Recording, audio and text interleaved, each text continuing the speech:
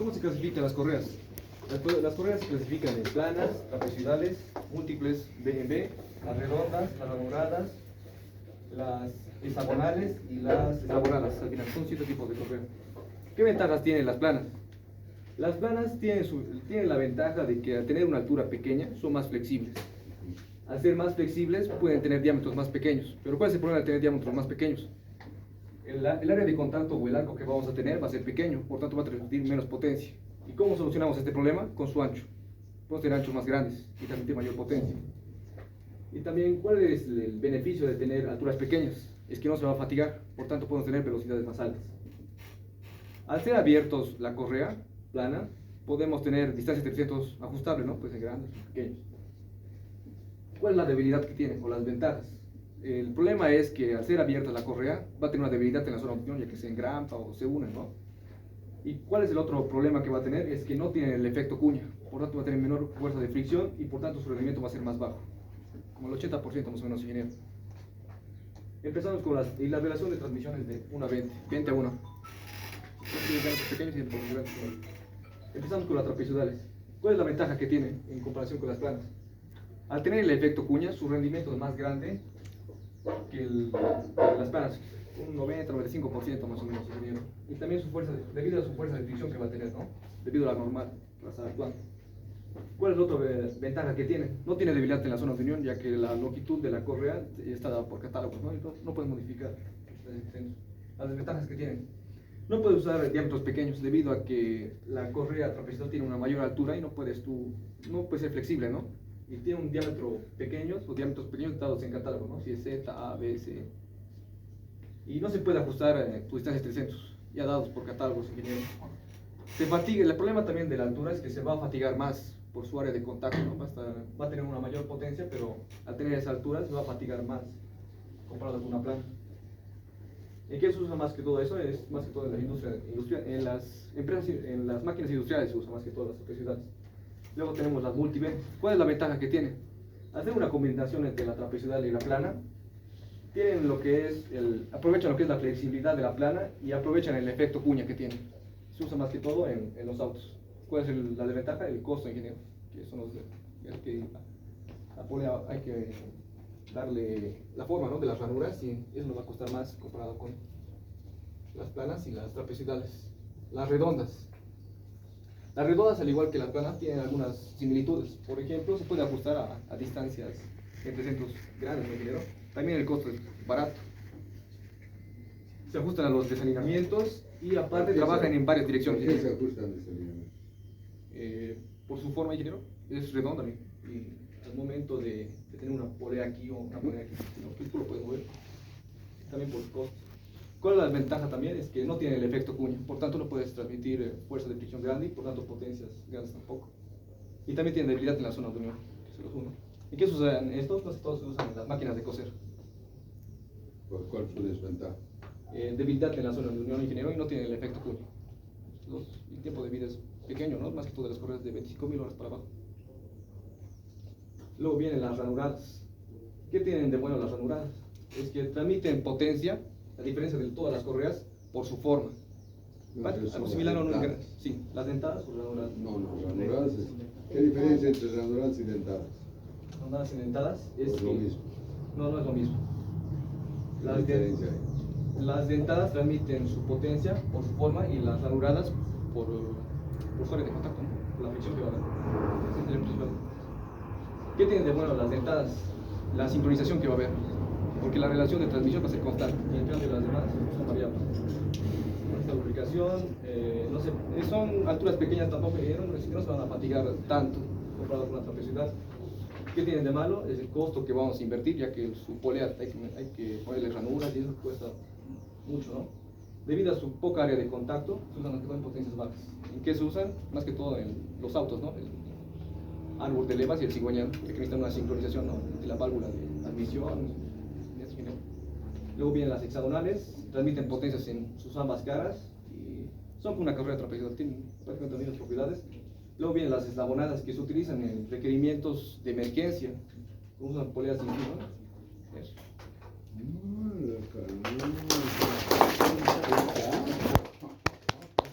Grupo, a ver, espera, no. Y me había tocado los factores que afectan a la potencia. Primero sería la sección. ¿Por qué? Porque dependiendo del área de contacto que va a tener, va a ser mayor área de fricción. Por lo tanto, si es mayor área de fricción, va a ser mayor potencia.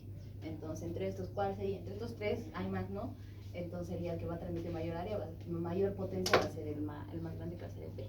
Después, el siguiente es el diámetro de la porosidad pequeña. En este caso, lo que va a variar son el diámetro pequeño y el diámetro pequeño. Estamos tomando una relación de velocidades iguales. En este caso va a tener una menor área de contacto del arco, ¿no? Menor área de fricción. En este caso va a tener mayor.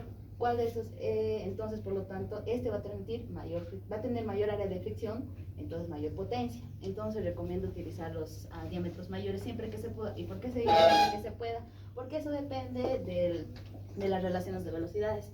Si la relación de velocidades es mínima, es decir, 1 a 1, entonces sí puedo agarrar diámetro mayor, porque si es digamos, un 70, la relación va a ser 70, no va a variar, no va a ser muy grande y muy chiquitito.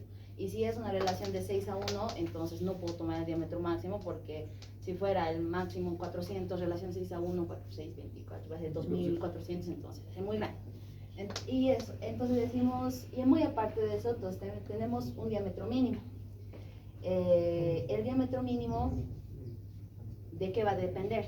Entonces, tenemos una polea que tenga menor altura y el otro que tenga mayor altura. ¿Polea?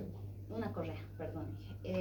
¿Cuál de estos va a transmitir, va a poder flexarse a una menor, cuál de estos va a poder acoplarse a un menor diámetro?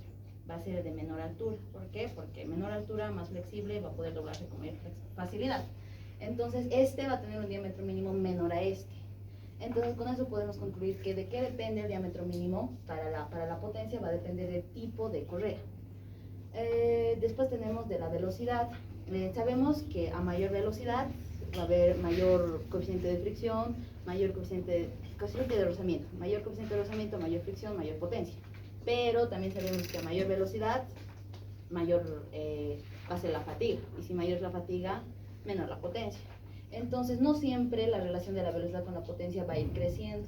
Va a haber en un punto donde la pérdida que va a haber por la fatiga va a ser mayor que la fricción, ¿no? Y también va a depender del tipo de servicio. El tipo de servicio, ¿por qué? Porque no es lo mismo que usemos una bomba de agua, porque las cargas van a ser más constantes, ¿no? Mientras que en otra donde las cargas van a ser variables, no es lo mismo. Entonces va a ser afectado la potencia por un factor de servicio, el cual de qué va a depender, del tipo de máquina al cual va a accionar, según del tipo de motor y de las horas de servicio. Y también tenemos del ángulo de abrazamiento. En este caso variamos, ¿no?, el diámetro. Digo, lo que sí vamos a variar es la relación de velocidades. Según la relación de velocidades, en esta parte tenemos 1 a 1, vamos a tener un mayor área de contacto y un ángulo de 180, un ángulo de abrazamiento de 180. En este caso, que tenemos una relación de velocidades mayor, entonces el ángulo de abrazamiento va a ser menor a 180. ¿Cuál va a tener de estos mayor área de contacto? Va a ser este, claramente. Entonces, si es mayor área de contacto, mayor fricción, mayor potencia. Entonces, va a depender, vamos a hacer que afecte la potencia por un factor de ángulo que va a depender del diámetro, del diámetro 1 y del diámetro 2. Y de la longitud, si tenemos la longitud, decimos que no, a menor distancia va a haber mayor fatiga. ¿Por qué? Porque va a haber mayor cantidad de ciclos de repetición de tensión y de flexión. ¿Por qué? En esta cordita va a ser directamente tracción, flexión, tracción, flexión, tracción, flexión. Mientras que en este largo va a ser más tracción, tracción, flexión, tracción, tracción, flexión, flexión. Entonces tenemos a mayores longitudes, menores fatigas, por lo tanto mayor potencia. Y si son longitudes pequeñas, mayor fatiga, menor potencia.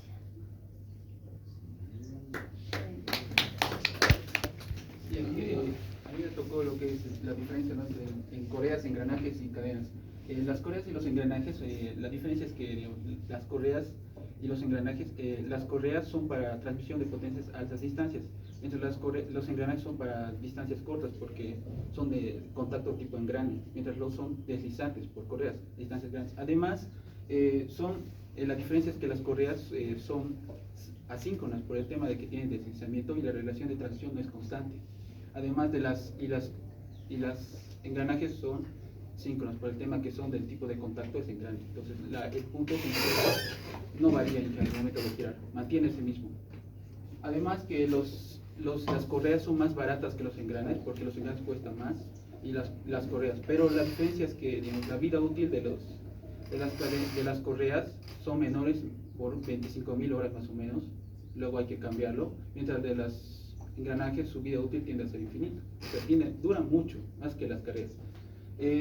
Los engranajes y las correas y las cadenas, la diferencia es que, por ejemplo, las cadenas y las correas, es que las correas transmiten más velocidad y no se desgastan, por el tema de que, o sea, no sufren tanto desgaste como el tema de las cadenas, porque las cadenas son de tipo accionamiento metal-metal, entonces al hacer girar mucho va a haber mucho desgaste y entonces esta va a fallar más rápido. Entonces la diferencia es que una trabaja a velocidades más altas y la otra velocidades más bajas. ¿Sí? Además, el tipo de transmisión es en correas es por fricción y de las cadenas es por tipo de forma, ¿no? Y además que las cadenas son síncronas y las cadenas son asíncronas por el tema que tiene deslizamiento. Y obviamente tiene mayor rendimiento lo que es las cadenas un poco más que las correas. Y la vida útil es un poco mayor, 16.000 horas. Claro. ¿De cuáles 16.000 horas? De las correas, de las cadenas. Eso no se explicó. De las correas. Es 25.000 horas. ¿Sí? ¿Cuál dura más? Obviamente dura las cadenas. ¿Sí? Cadena. Y no las correas. ¿Qué más? Eso sería los puntos más débiles o lo más significativo sería que la vida útil, luego está el tipo de transmisión que ya les expliqué en G, la capacidad de transmisión de potencia, los engranajes transmiten altas potencias, después están las cadenas y luego están las correas, luego está la distancia de transmisión, las correas transmiten a distancias grandes y las cadenas también, mientras los engranajes no, porque son de contacto directo. Y además, ¿quién es más silenciosa al momento de funcionar? Son las correas, luego están los engranajes un poco menos y luego están las cadenas que son un poco más ruidosas porque son de contacto metal-metal. Y luego están lo que es las más económicas, que serían las correas, después están las cadenas y por último los engranajes. Eso sería diferente. Probado.